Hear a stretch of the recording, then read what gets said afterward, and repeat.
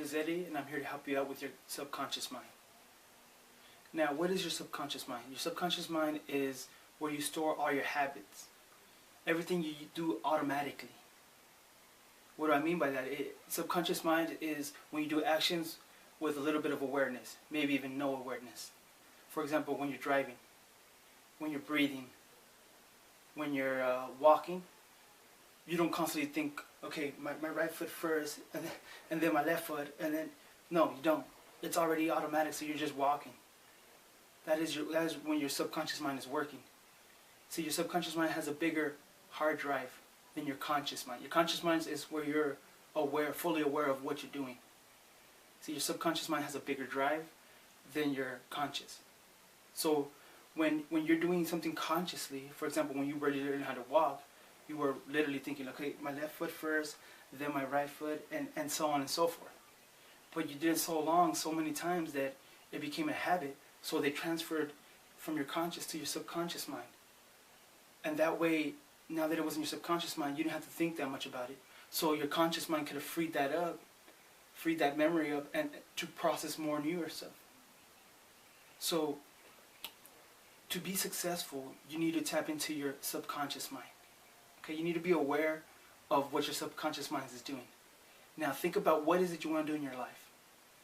Whether it's business, and health, relationship, whatever it is, think about it. Okay, and once you figure it out, now I need you to consciously tap into your subconscious mind and think about, is what you're doing helping you reach that goal? And if the answer is no, then what we need to do is we need to reprogram your subconscious mind. It's not the end of the world. We can always reprogram it. And I guarantee that you will get to where you want to be successfully. Okay, so what we need to do is think about, when you get home from your work, from school, wherever you come from, what is it that you do?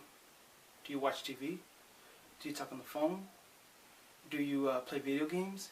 What is it that you do? And ask yourself, is what you're doing helping you reach your goal? Because if it's not, then we need to reprogram that. I'm not saying to cut it out completely. You can always maybe cut it in half, time-wise. So for example, if you're playing 3 hours in a video game, maybe you can play an hour and a half. And the other hour and a half, you can focus on reading a book. If that's what you want to do. If you want to develop yourself for business, read some books on business. If it's in health, maybe you can, an hour and a half, you can exercise. If it's just being more aware of your relationship, or being more, bonding more with your wife or your girlfriend, then maybe you should, focus on that. Talking to her, listening, whatever it is, like I said. If you apply this principle, it's very effective. Now also, don't think you do it one time and that's it. You reach your success. No.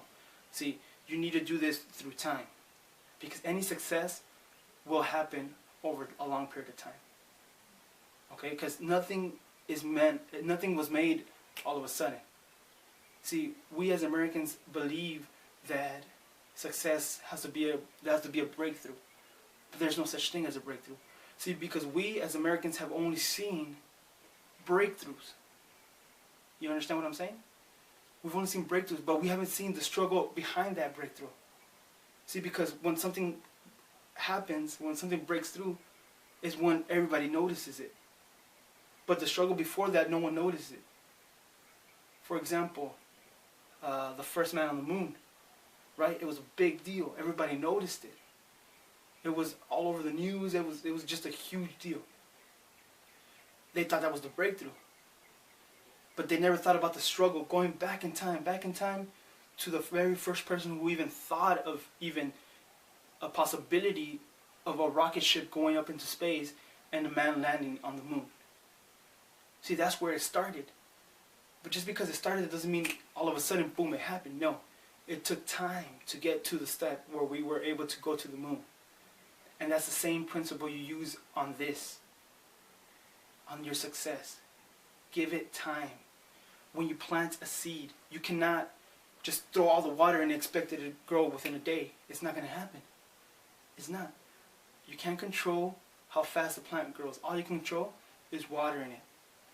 Watering it. Giving it time, giving it the sunlight, letting everything else, the universe, help you out. Okay? It's the same thing with your success. You cannot force it or speed it. You just got to give it time. But constantly keep doing what you need to do. Read a book. Exercise. Tell your wife you love her. Tell your kids you love them. Whatever it is. It's small things, but they're very effective. Like when you put a seed in, you water it. It's something so small, but it's very effective. Very effective. So I encourage you to subconsciously tap into your subconscious mind. And if it's not helping you out, redirect it. Reprogram it. And when you when you have it reprogrammed, for example, let's say, let me give you an example so we can get started, okay? You want to be a businessman, okay? But you come home and you just watch TV every day. You're in your car and you're listening to hip hop. You're listening to the guys that all they talk about is girls and clubs, which is all fine, but it's not helping you with your success. Okay, so I encourage you to, when you get home, just read for an hour. You still have the rest of the hours to watch your TV. Just read for an hour. When you're driving, buy an audiobook or an audio CD of a personal development. Throw it in there. If you're driving and you're listening, I encourage you, and give it time. Don't think that after a week you're gonna be it. No, give it time. And before you know it, you will be that man who reaches the moon.